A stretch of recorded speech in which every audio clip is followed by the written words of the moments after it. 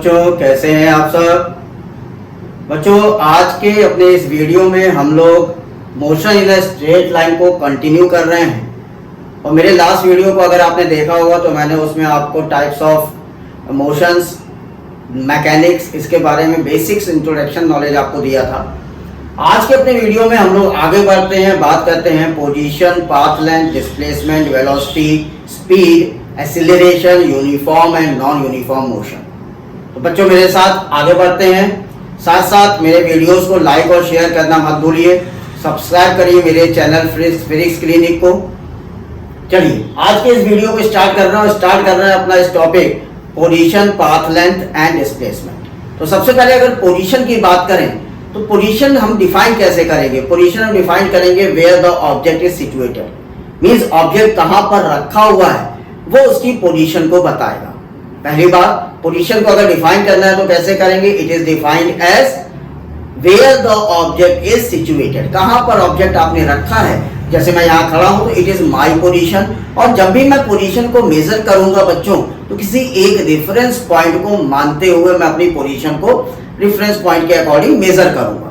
तो अगर मैं अपनी पोजीशन को मेजर कर रहा हूं तो पोजीशन की यूनिट बच्चों हमेशा रहेगी मीटर में।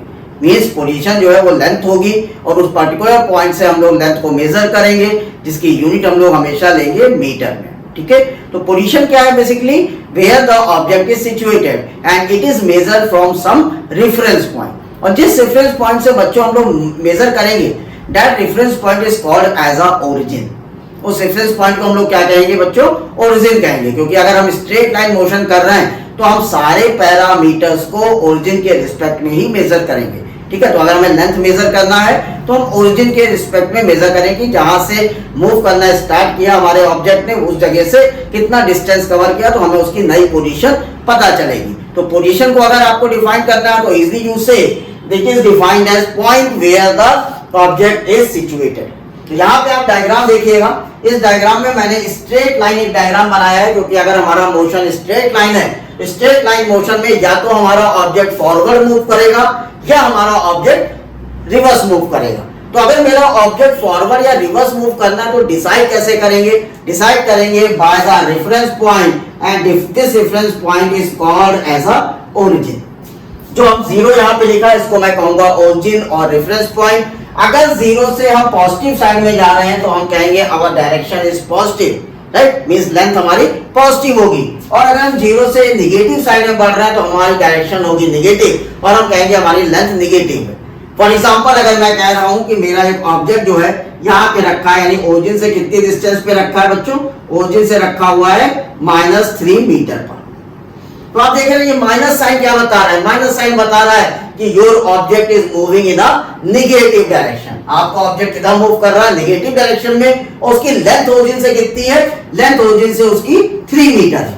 तो कंप्लीट आप लोग लिखेंगे -3 मीटर, माइनस साइन जाएगा कि ओरिजिन से नेगेटिव साइड आपका ऑब्जेक्ट मूव कर रहा है और कितना मीटर ओरिजिन से मूव कर गया, वो 3 मीटर मूव कर गया। और अगर ऑब्जेक्ट आपका बच्चों यहाँ ओरिजिन पे ही रखा है, अगर आपका ऑब्जेक्ट ओरिजिन पे रखा है तो यू से your object is in rest. आपका ऑब्जेक्ट किसमें रहेगा, रेस्ट में रहेगा। इसका मतलब कि जितने भी स्ट्रेट लाइन मोशन में हम लोग बात करेंगे मोशन की लेंथ की, उसके लिए हम कोऑर्डिनेट एक्सिस का यूज करेंगे और सिंगल कोऑर्डिनेट एक्सिस का यूज करेंगे, means one dimensional coordinate axis का यूज करेंगे। और उसके अकॉर्डिंग हम अपने ऑब्जेक्ट की पोजीशन को डिसाइड करेंगे कि हमारा ऑब्जेक्ट ओरिजिन से पॉजिटिव साइड पे जा रहा है या हमारा ऑब्जेक्ट ओरिजिन से नेगेटिव साइड पे जा रहा है। तो इसलिए हम लोगों ने समझ लिया what is position. It is defined the point where the object is situated. Either the position is positive और position will be negative, that is depend upon the position of that object. If the position is negative it means the object is going from negative direction. If position is positive it means object is moving in a positive direction. Okay बच्चों, तो चलिए ये बात हुआ position क्या है। अब बात करते हैं what is path length. Now students, the second term is path length or we can say distance. What is the distance? The total path covered by an object in a given time interval is called as path length or distance. एक given time interval में किसी object ने कितना total distance cover किया है बच्चों, वो कहलाएगा आपका पाथ लेंथ, या आप उसको नाम देंगे डिस्टेंस। तो how you define the distance of path length? The length of path covered by an object in a given time interval is known as path length और डिस्टेंस ट्रेवल। यूनिट कैसे लेंगे? अब मान लीजिए मैं कहता हूं मैं यहां पर बैठा हूं, यहां से मैं यहां से 3 मीटर गया, फिर मैं इस साइड पर 4 मीटर गया, फिर मैं यहां पर आया 5 मीटर आया, राइट। तो मुझे यहां से मैंने ये इनिशियल पॉइंट है, ये मेरा फाइनल, मैं यहां पहुंच गया। तो इस पर्टिकुलर टाइम इंटरवल में मैंने कितना टोटल पाथ कवर किया है वो मेरी कहलाएगी पाथ लेंथ। और अगर हम पाथ लेंथ देखें तो यहाँ पे मेरी पाथ लेंथ है 12 मीटर। मैंने टोटल कितना पाथ कवर किया बच्चों? 12 मीटर पाथ कवर किया, 3 + 4 + 5, राइट। तो मैंने अपने गिवन टाइम इंटरवल में जितना टोटल पाथ कवर किया है that is called as a path length और डिस्टेंस। और इसको डिफाइन कैसे करें? The length of path covered by an object in a given time interval is called as a path length और distance travelled. Unit किस में होगी? Path length और डिस्टेंस की यूनिट हमेशा रहेगी बच्चों मीटर में। हमेशा एसआई यूनिट हमारी किस में रहेगी? मीटर में रहेगी। अगर आप सीजीएस यूनिट लेना चाहते हैं तो आप सेंटीमीटर में लेंगे, अगर आप फुट पाउंड में लेना चाहते हैं तो आप यूनिट फुट में भी लेंगे। लेकिन हमेशा ध्यान रखिए इंटरनेशनल यूनिट को ही यूज किया जाएगा। तो इंटरनेशनल यूनिट क्या रहेगी हमारी पाथ लेंथ और डिस्टेंस की? That is metre. तो यहाँ पे हमने डिस्कस किया what is the path length और distance. Now next is the displacement. चलिए अब बात करते हैं डिस्प्लेसमेंट क्या होता है और डिस्टेंस एंड डिस्प्लेसमेंट कैसे डिफरेंट है। Okay, now students the third is displacement. तो अगर हम लोग थर्ड अपना बात करेंगे तो डिस्प्लेसमेंट की बात करेंगे बच्चों। डिस्प्लेसमेंट क्या होता है? डिस्प्लेसमेंट को मैंने दो टाइप से यहाँ पर डिफिनेशन को आपको सिखा रहा हूँ। डिस्प्लेसमेंट क्या है? The change in position of an object in a particular direction is termed as displacement. Means कि ऑब्जेक्ट ने कितनी चेंज पोजीशन में किया है that is called as a displacement. अगर मान लीजिए मैं यहाँ पर खड़ा हूँ, राइट, उसके बाद मैं यहाँ पर पहुंचा, अब मैंने अपनी कितनी पोजीशन को चेंज किया है that is called as a displacement. तो डिस्प्लेसमेंट को दूसरी तरीके से कैसे डिफाइन कर सकते हैं? The difference between final and initial position of an object is called as a displacement. For example अगर मैं कहता हूं मेरी ये इनिशियल पोजीशन है, यहां से मैं 3 मीटर चला, अब फिर मैं 4 मीटर यहां पर चला, राइट, अब मेरी पोजीशन यहां पहुंच गई। अब मुझसे पूछा गया कि मेरा डिस्टेंस कितना है। तो अगर मुझसे कोई डिस्टेंस पूछेगा या मेरी पाथ लेंथ पूछेगा तो मेरा आंसर होगा 7 मीटर। मैं टोटल कितना डिस्टेंस मैंने कवर किया वो तो हो गया 7 मीटर। टोटल कितना पाथ मैंने कवर किया वो हो गया 7 मीटर, जिसे हम कहेंगे पाथ लेंथ और डिस्टेंस।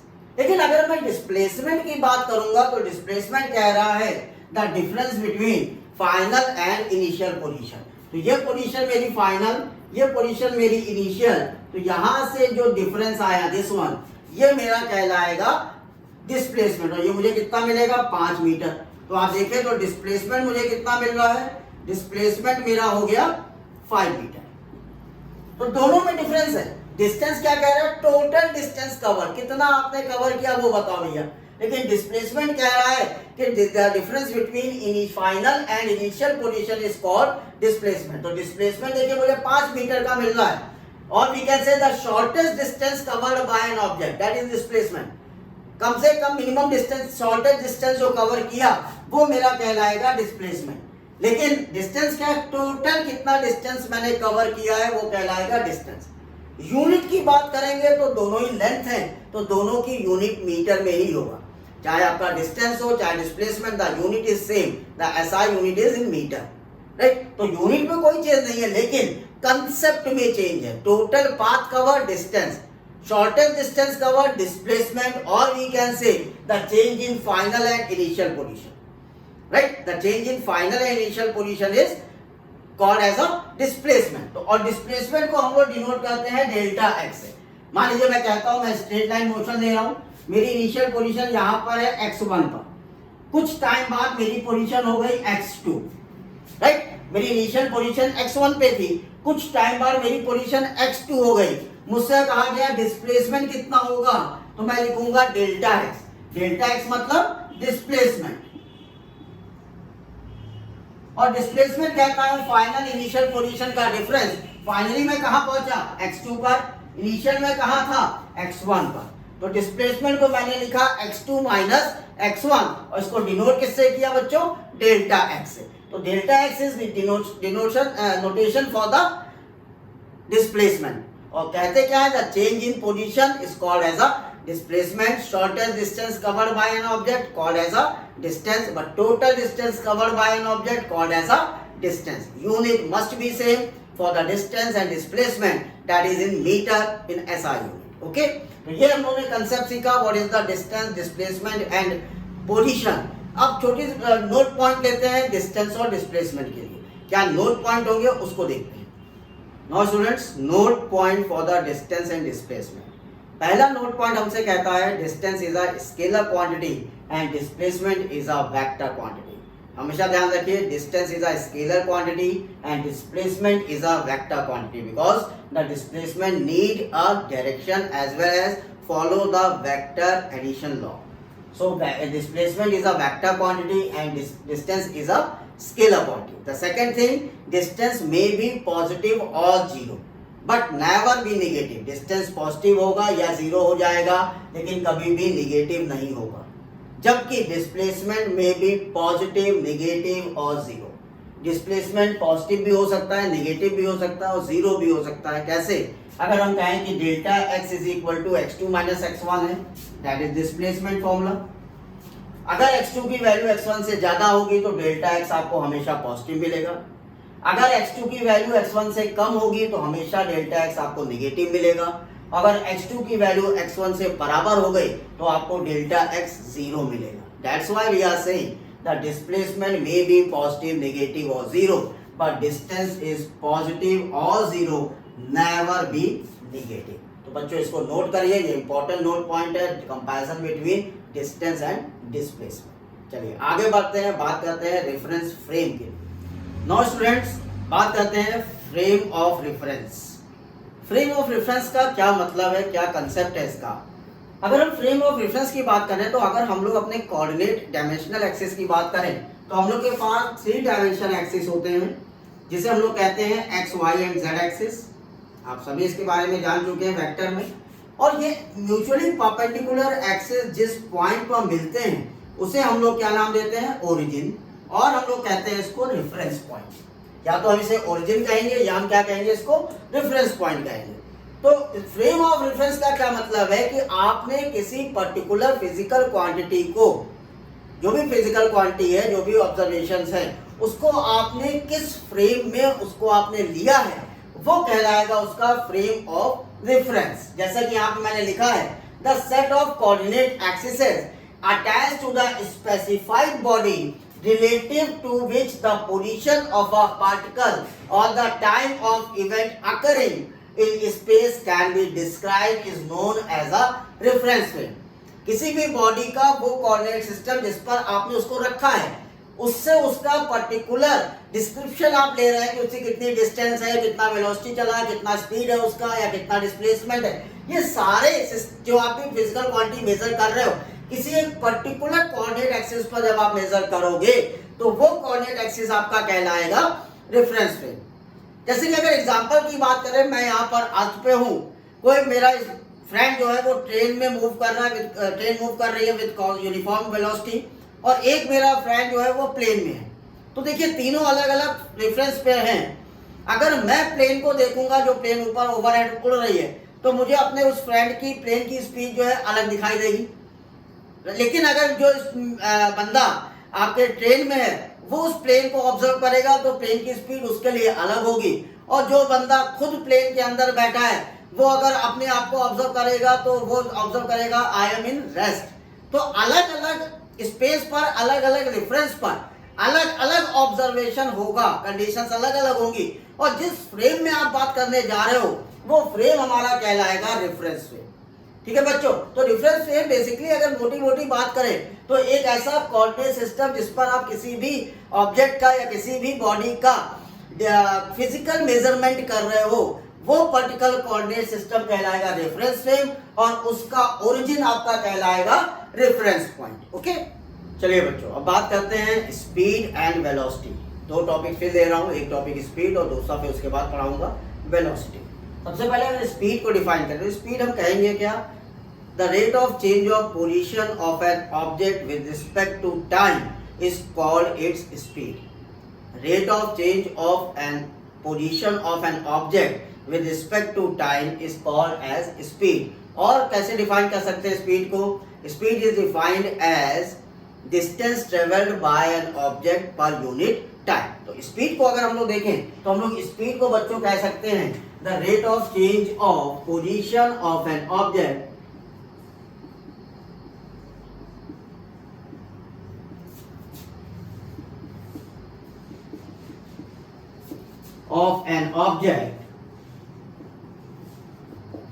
with time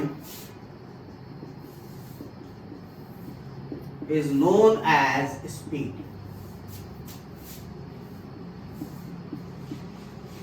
और दूसरा डेफिनेशन क्या आप कह सकते हो? Speed is defined as ratio of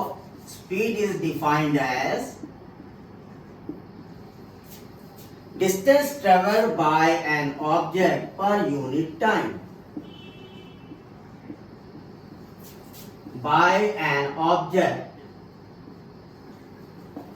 per unit time.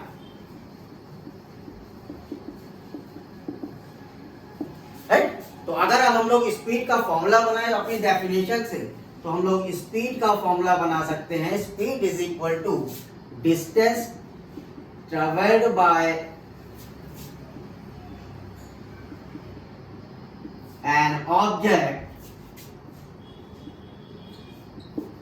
per unit time taken।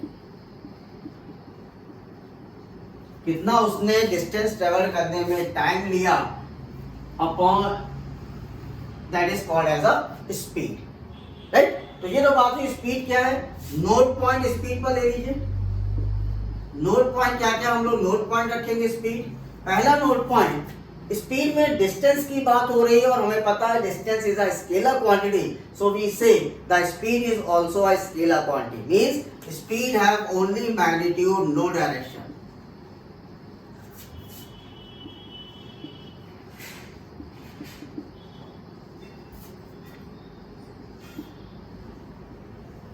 So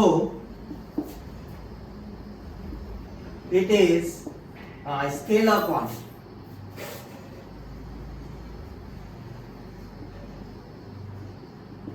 तो पहला नोट पॉइंट हो गया speed is a scalar quantity. अब बात ये आती है कि स्पीड पॉजिटिव नेगेटिव हो सकती है क्या? हमने सीखा है कि डिस्टेंस इज आइदर पॉजिटिव और zero.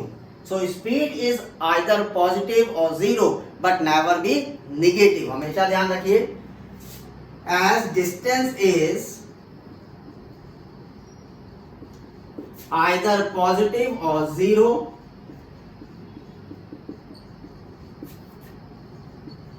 so speed is also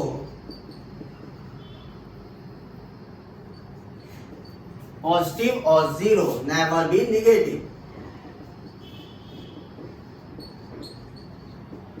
never be negative। ये तो हमारी बात हो गई स्पीड के नोट पॉइंट में। यूनिट कैसे क्या लेंगे स्पीड की? डिस्टेंस की यूनिट बच्चों हम लोगों ने सीखा है मीटर, टाइम की यूनिट सेकंड, तो स्पीड की यूनिट क्या बन जाएगा? मीटर पर सेकंड। चलिए यूनिट पे डिस्कस कर लें। ये आपने नोट कर लिया होगा, मैं हटा रहा हूं। तो यूनिट की अगर हम लोग बात करें तो यूनिट हम लोग लिखेंगे unit for speed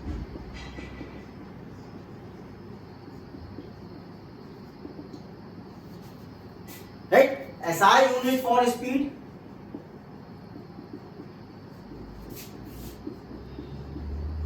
that is meter per second। CGS unit for speed, that is centimeter per second।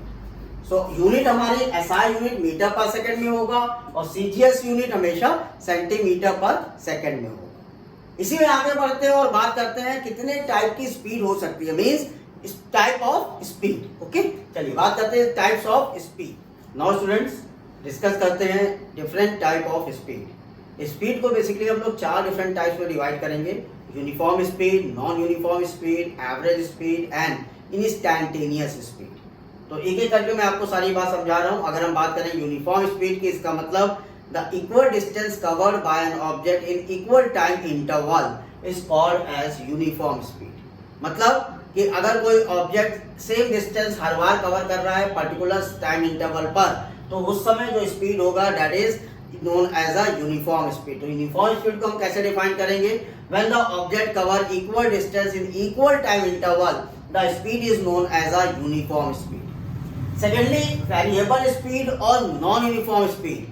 Variable और नॉन यूनिफॉर्म स्पीड का मतलब क्या हुआ? जैसे आप बाइक चला रहे हैं तो कभी आपका स्पीड चेंज हुआ 40 किलोमीटर पर आवर, फिर आप 60 किलोमीटर पर आवर, तो अलग अलग टाइम इंटरवल पर, टाइम इंटरवल जो है वो इक्वल डिवाइड है, लेकिन आपने अपनी डिस्टेंस जो कवर किया वो अगर अनइक्वल हो गया with the equal time interval, तो उस समय हम स्पीड को नाम देंगे नॉन यूनिफॉर्म स्पीड। तो नॉन यूनिफॉर्म स्पीड को कैसे डिफाइन करेंगे? When object cover unequal distance in equal time interval then the speed is known as variable speed और नॉन यूनिफॉर्म स्पीड। तीसरी बात है एवरेज स्पीड। एवरेज स्पीड का मतलब आपने टाइम t1 में अपनी स्पीड रखा v1, टाइम t2 पे आपने अपनी स्पीड चेंज कर दिया v2, टाइम 3 पे आपने अपनी स्पीड चेंज कर दिया v3। इसका मतलब अगर आपकी स्पीड और टाइम दोनों ही डिफरेंट होंगे तो उस कंडीशन पर आप हमेशा एवरेज स्पीड को फाइंड आउट करोगे। और एवरेज स्पीड को डिफाइन कैसे करोगे? When an object moving with variable speed means non uniform speed, in that condition the average speed is defined as total distance covered by an object per total time taken.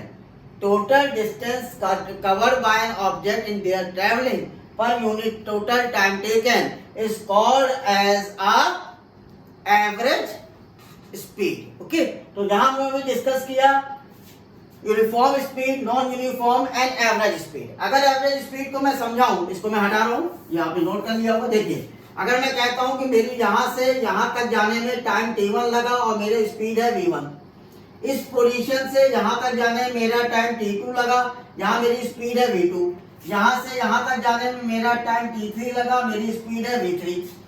ये distance जो cover हुई ये s1 है, ये distance जो मैंने cover किया s2 है, और ये डिस्टेंस मैंने कवर किया s3 है।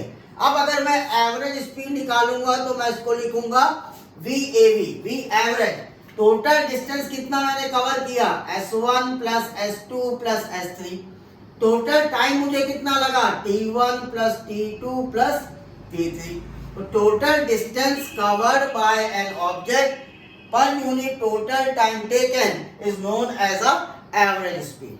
अब बात करते हैं instantaneous speed. Now students, instantaneous speed, instantaneous मतलब किसी भी पर्टिकुलर टाइम इंटरवल पे अगर आप स्पीड चेक करना चाह रहे हो तो वो कहलाएगी इंस्टैंटेनियस। मतलब the speed of an object at a particular time instant is known as instantaneous speed. आपने टाइम कहा t है, आपने कहा नहीं मैं बीच में किसी टाइम पर्टिकुलर टाइम पर स्पीड चेक करना चाह रहा हूँ, दैट इज द इंस्टैंटेनियस। तो मान लीजिए मैं कहता हूं कि हमने सपोज किया object cover a very small distance delta x in a very small time interval delta t। बहुत ही स्मॉल डिस्टेंस ऑब्जेक्ट ने कवर किया। मान लीजिए मैं यहाँ समझा रहा हूँ मैं आपको, ये मान लीजिए टोटल डिस्टेंस है x, ओके, और यहाँ से टोटल टाइम है आपका t।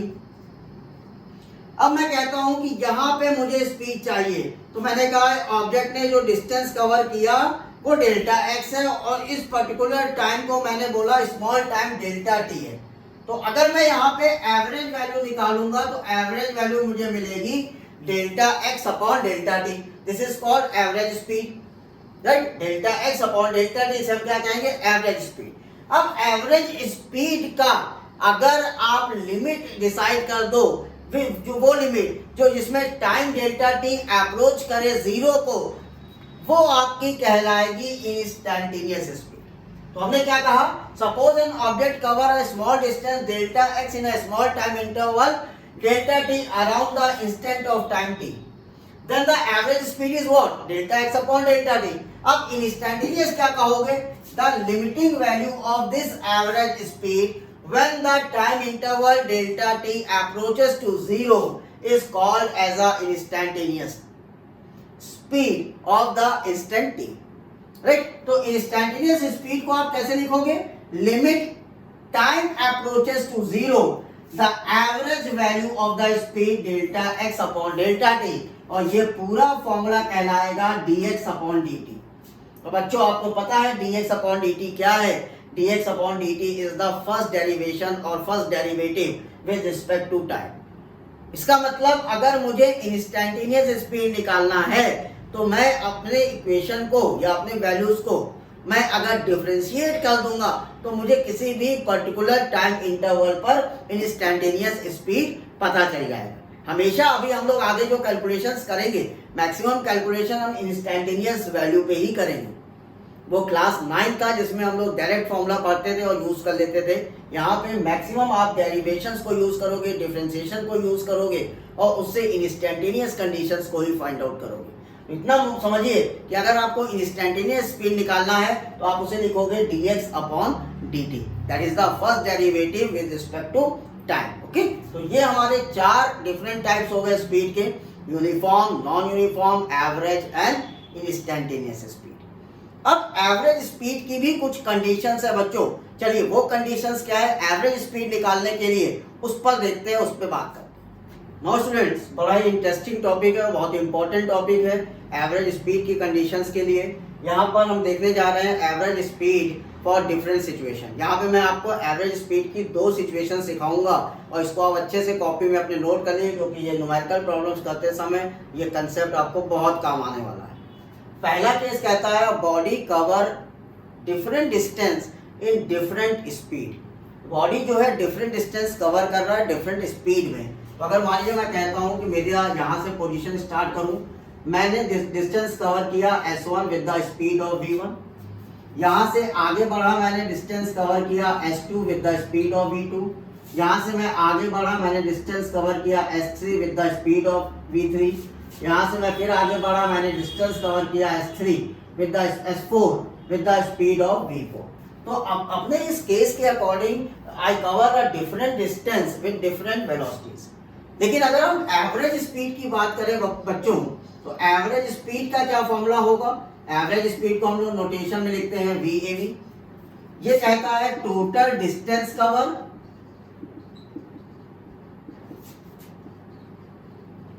Upon total time taken.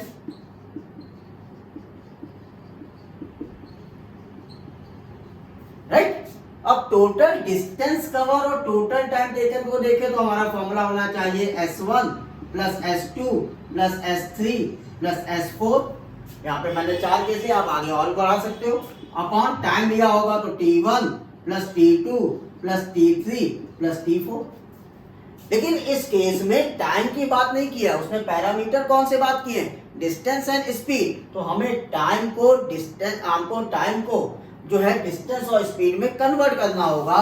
तो हम एवरेज स्पीड का आप फॉर्मूला क्या लिखेंगे बच्चों, वी एवरेज का फॉर्मूला हम लोग लिख देंगे S1 plus S2 plus S3 plus S4 upon time is what, time को हम क्या लिखेंगे, हमें पता है speed is equal to distance upon time, तो time is distance upon speed. तो T1 की वैल्यू हो जानी चाहिए S1 अपॉन V1, T2 का वैल्यू लिख देंगे S2 अपॉन V2, T3 का वैल्यू लिख देंगे S3 अपॉन V3, T4 का वैल्यू लिख देंगे S4 अपॉन V4। तो आप देखिए, तो ये जो फॉर्मूला आपको दिखाई दे रहा है इसमें कहीं भी टाइम का फैक्टर नहीं है, केवल 2 ही फैक्टर है, 2 ही पैरामीटर्स हैं, या तो डिस्टेंस और स्पीड। तो अगर आपको एवरेज स्पीड निकालना हो स्टूडेंट, केवल डिस्टेंस और स्पीड आपको दिया हो क्वेश्चन में, तो इस फॉर्मूले को यूज करिएगा और अपना एवरेज स्पीड फाइंड आउट कर लीजिएगा। अब इस कंसेप्ट में क्या स्पेशल केस है, उस स्पेशल केस को मैं आपके साथ डिस्कस करने जा रहा हूं।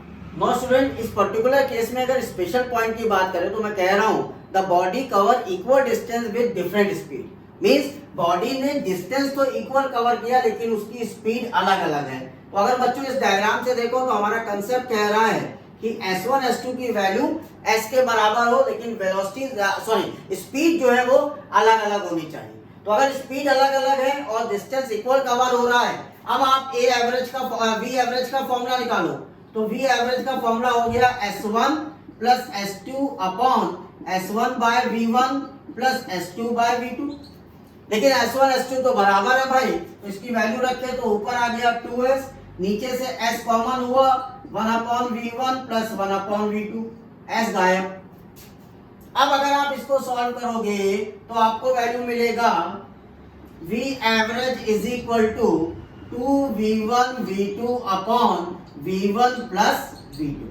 तो अगर आपको बच्चों क्वेश्चन में डिस्टेंस इक्वल दिया हो और स्पीड अलग अलग हो तो ज्यादा कोशिश मत करिएगा, इस फॉर्मूले को यूज करिएगा और एवरेज वैल्यू को फाइंड आउट कर दीजिए 2v1 v2 upon v1 plus v2, right. तो ये हमारा पहला केस हमने देखा, the body cover different distance with different speed, as well as एक स्पेशल केस भी डिस्कस किया कि equal distance with different speed.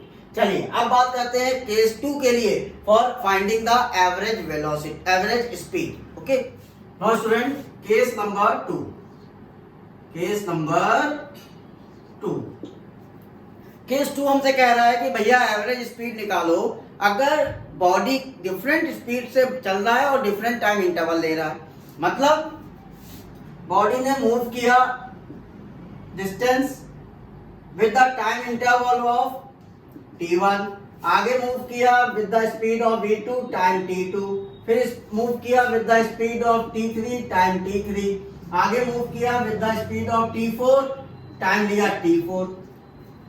यानी कि हमें पैरामीटर कौन कौन से इस बात दिए हैं, स्पीड एंड टाइम, और हमें निकालना है एवरेज स्पीड। तो एवरेज स्पीड अगर हमें निकालना है बच्चों तो हमारा एवरेज स्पीड का फॉर्मूला तो बदलेगा नहीं, एवरेज स्पीड का फॉर्मूला रहेगा VAV, जिसे हम लिखेंगे total distance upon total time,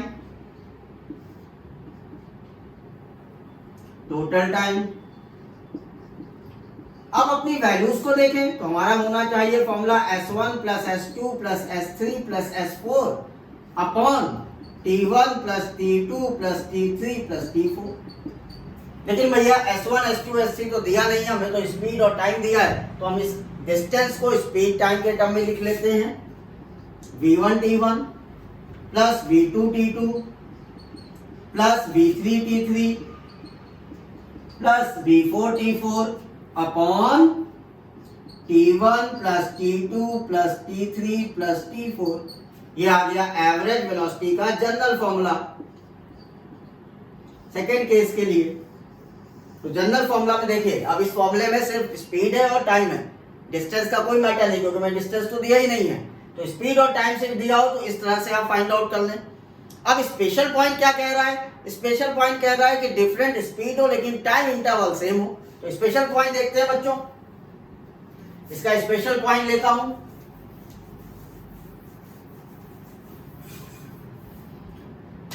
special point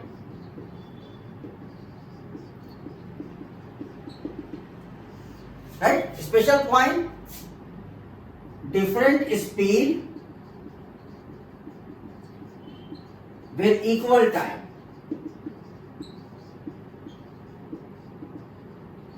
right, तो अगर मैं टाइम कह देता हूं कि t1 t2 t3 सारे time up to tn, n time ले लिया, is equal to t, right. और स्पीड v1 v2 v3, तो अगर हम आप फॉर्मूला अपना देखें बच्चों तो v एवरेज का फॉर्मूला क्या बनना चाहिए, जनरली देखेंगे तो v1 t1 plus v2 t2 plus v3 t3 plus up to आखिरी वैल्यू तक जाए तो vn tn, n टाइम्स लिया है, upon t1 plus t2 plus t3 plus tn।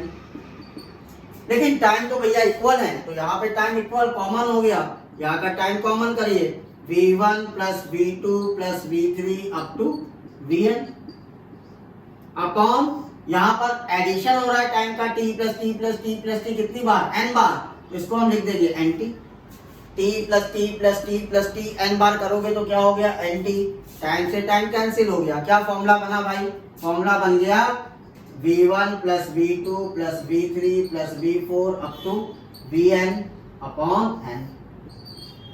तो अगर स्टूडेंट आपको इक्वल टाइम इंटरवल है, राइट, और अनइक्वल स्पीड है, तो उस समय आप अर्थमेटिक मीन, इसे हम लोग क्या कहेंगे, arithmetic mean of individual speed, अलग अलग स्पीड का अर्थमेटिक मीन निकाल दीजिए, वही आपका कहलाएगा एवरेज स्पीड।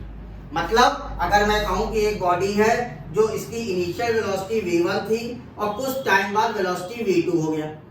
एक बॉडी है जिसकी इनिशियल वेलोसिटी v1 है और कुछ टाइम बाद v2 हो गया, टाइम t बाद, यहाँ पे टाइम t बाद इसकी वेलोसिटी v2 हो गया और मुझसे पूछा भैया एवरेज स्पीड बताओ, तो मैं कहूंगा average speed is v1 plus v2 upon 2। क्यों? क्योंकि दो वेलोसिटी है तो n की वैल्यू 2 हो गई और वेलोसिटी इसका सब दो स्पीड है तो स्पीड के अपॉन वैल्यू 2 हो गई और दो स्पीड का सम क्या हो गया v1 प्लस v2 हो गया। तो एवरेज स्पीड हमें कितना मिल गया v1 प्लस v2 और जनरल फॉर्मूला क्या आया arithmetic mean of individual speed is equal to the average speed. तो ये दो इंपॉर्टेंट केस है बच्चों, इसको अपनी कॉपी में फटाफट नोट करिए और आगे बढ़ते हैं, बात करते हैं velocity. Now students the next topic is velocity. इसके पहले अभी हम लोगों ने स्पीड के बारे में बात किया था, उसको भी हमने कहा था the rate of change of position of an object is called its speed. But अगर स्पीड की बात करें तो ऑब्जेक्ट की जो स्पीड है वो किसी भी डायरेक्शन में हो सकती है, is in any direction. But velocity के लिए अगर हम बात करेंगे तो एक पर्टिकुलर डायरेक्शन में अगर पोजीशन चेंज हो रहा है विद रिस्पेक्ट टू टाइम तो हमारा वहां पर हमेशा कंसेप्ट होगा वेलोसिटी का। तो वेलोसिटी को हम लोग कैसे डिफाइन करेंगे, the rate of change of position of an object in a particular direction with time is called as velocity. The rate of change of position of an object with time in a particular direction is called as a velocity। और अगर velocity को formalise करें तो velocity का formula बच्चों हम लोग कहेंगे that is the ratio of displacement and time. तो velocity is the ratio of displacement and time, right. तो ये सिंपल सा डेफिनेशन है वेलोसिटी का। अगर वेलोसिटी से रिलेटेड नोड पॉइंट की बात करें बच्चों, नोड पॉइंट, तो पहला नोड पॉइंट हम लोग लेंगे क्योंकि वेलोसिटी के केस में हम एक फिक्स डायरेक्शन की बात कर रहे हैं। It means velocity have a magnitude as well as direction, so velocity is a vector quantity. जबकि स्पीड हमारा स्केलर क्वांटिटी था because speed have only the magnitude. तो पहला पॉइंट हम लोग लेंगे velocity have magnitude as well as direction,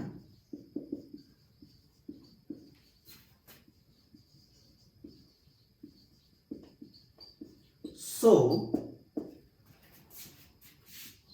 it is a vector quantity।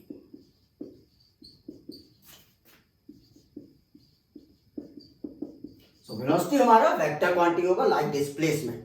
Displacement हमारा vector quantity होता है तो वेलोसिटी भी हमारा क्या होगा, वेक्टर क्वांटिटी होगा। Second point, as we all know that displacement is positive और नेगेटिव और जीरो। डिस्प्लेसमेंट जो है पॉजिटिव भी हो सकता है, नेगेटिव भी हो सकता है और जीरो भी हो सकता है। Similar velocity may be positive, negative और zero. Okay, same as we know that displacement is either positive, negative or zero, so velocity also positive, negative और जीरो। तो वेलोसिटी हमारा पॉजिटिव, नेगेटिव और जीरो भी हो सकता है। थर्ड, अगर हम लोग यूनिट की बात करें तो स्पीड और वेलोसिटी का यूनिट बच्चों सेम होता है। तो अगर हम स्पीड की बात करें, इस वेलोसिटी की बात करें तो SI unit for velocity is in metre per second, right. And CGS unit for velocity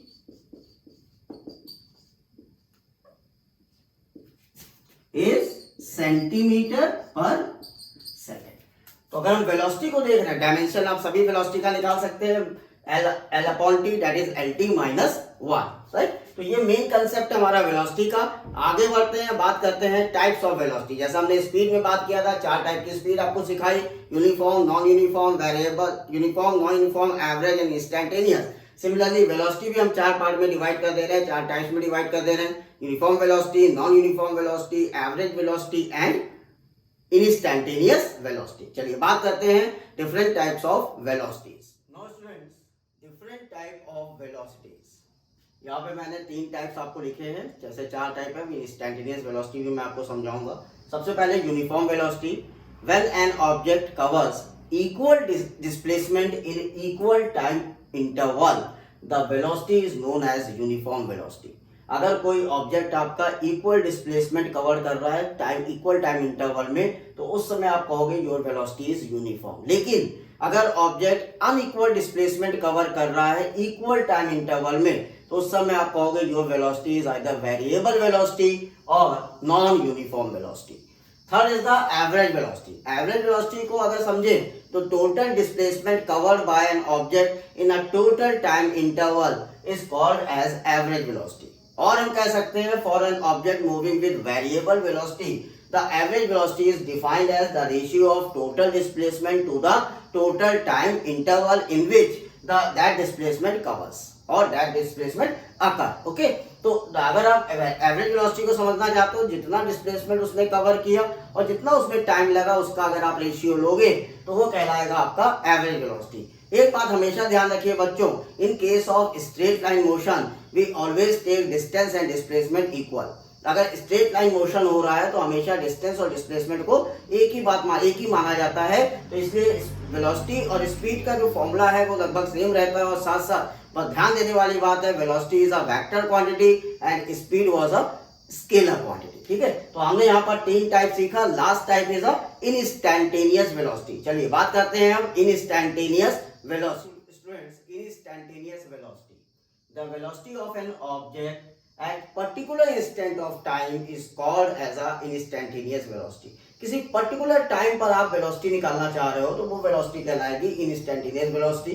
और इसको निकालने का तरीका है, the time is for a small value of time approaching to zero the average value of the velocity is known as a instantaneous velocity। मतलब it is equal to limiting value of average velocity when a small value of time approaches to zero। small value of time approaches to zero। और इसको आप लिख सकते हो dx upon dt, that is the first derivative of x। यहाँ आप देख रहे हैं मैंने एरो का साइन भी लगा रखा है, वो इसलिए because the displacement and velocity are the vector quantities. तो वेलोसिटी और डिस्प्लेसमेंट वेक्टर क्वांटिटी है, इसलिए मैंने एरो से शो किया है, जिससे मुझे पता रहे कि हमारा जो पैरामीटर है वो वेक्टर क्वांटिटी है। तो अगर आपको बच्चों वेलोसिटी निकालना है, इंस्टैंटेनियस वेलोसिटी निकालना है, तो आप सिंपली अगर डिफरेंशिएशन करोगे तो आपको इंस्टैंटेनियस वेलोसिटी मिलेगा। राइट, तो क्लास 11 में हम लोग जो भी प्रोसेस करेंगे डिफरेंशिएशन यानी कैलकुलस मेथड से ही वो प्रोसेस करेंगे। इसलिए मैं आपको इंस्टैंटेनियस वेलोसिटी जरूरी सिखा रहा हूँ, जिससे कि हमें पता रहे कि अगर हमें इंस्टैंटेनियस वेलोसिटी निकालना है तो वहां पर हमें डिफरेंशिएशन अप्रोच को फॉलो करना है। ओके, तो हम लोगों ने वेलोसिटी को भी 4 टाइप में डिवाइड कर दिया, uniform, non uniform, average and instantaneous. चलिए आगे बढ़ते हैं, बात करते हैं uniform motion and non uniform motion. Okay, no students, next very important topic is uniform and non uniform motion. आज इस टॉपिक का मैं सिर्फ आपको बेस दे रहा हूँ। अपने नेक्स्ट वीडियो में यूनिफॉर्म और नॉन यूनिफॉर्म मोशन को डिटेल में हम लोग पढ़ेंगे, जिसमें हम बात करेंगे एक्सेलरेशन का, यूनिफॉर्म मोशन से काइनेमेटिक इक्वेशंस, यूनिफॉर्म मोशंस के फीचर्स और साथ में different kinematic equations by the calculus method, by the analytical method. ये मैं अपने नेक्स्ट वीडियो में आपके साथ डिस्कस करूंगा। आज के इस वीडियो में सिर्फ मैं आपको यूनिफॉर्म और नॉन यूनिफॉर्म मोशन को कैसे डिफाइन करते हैं उसको डिस्कस कर रहा हूँ। अगर हमें यूनिफॉर्म मोशन की बात करें, यूनिफॉर्म मतलब है कि टाइम के साथ वेलोसिटी चेंज ना करें। अगर आप मूव कर रहे हो और टाइम के साथ साथ वेलोसिटी भी सेम मूव कर रहा है तो वो मोशन हमारा कहलाएगा यूनिफॉर्म मोशन। राइट, तो यूनिफॉर्म मोशन को हम डिफाइन कैसे करेंगे? An object is said to be in uniform motion if it covers equal displacement और equal distance in equal time interval. Okay, और नॉन यूनिफॉर्म मोशन को डिफाइन करेंगे, an object is said to be in non uniform motion if its velocity changes with time. Okay, तो अगर इसको difference को देखिए आप, मान लीजिए मैं यहाँ पर एक ग्राफ आपको एक टेबल बना के देता हूँ, टाइम, डिस्टेंस और डिस्प्लेसमेंट और वेलोसिटी और स्पीड। अगर मैंने टाइम कहा 1 2 3 4 5 और डिस्टेंस को चेंज किया 1, राइट, 0, या यहाँ पे चलिए 0 लेके स्टार्ट करते हैं हम लोग, 0 1 2 3 4 5, 0 0 1 2, राइट, 3, 4, 5, ऐसे लो। अब आप वेलोसिटी निकालिए तो या स्पीड निकालिए तो 0, 1, यहाँ पे 1, यहाँ पे 1, 1, 1। अब आप देखिए हर बार आपका जो टाइम चेंजेस है, डिस्टेंस कवर और टाइम को देखें, equal distance cover in equal time interval, तो आपका जो स्पीड या वेलोसिटी आ रहा है हर बार सेम आ रहा है, राइट। तो ये कहलाएगा uniform motion. Means when the velocity और speed does not change with time, that is called as a uniform motion. लेकिन अगर इसी टेबल को कुछ इस तरह से देखिए आप, टाइम, डिस्टेंस और मैं यहां पर स्पीड ले लेता हूं या वेलोसिटी जो भी आप कहें, 0, 1, 2, 3, 4, 5, 0, 0, 1, 2, 3, 4, 6, राइट, 4, 12, 5, 15। अब देखिए 0, 2, 2, 2, 3, 3।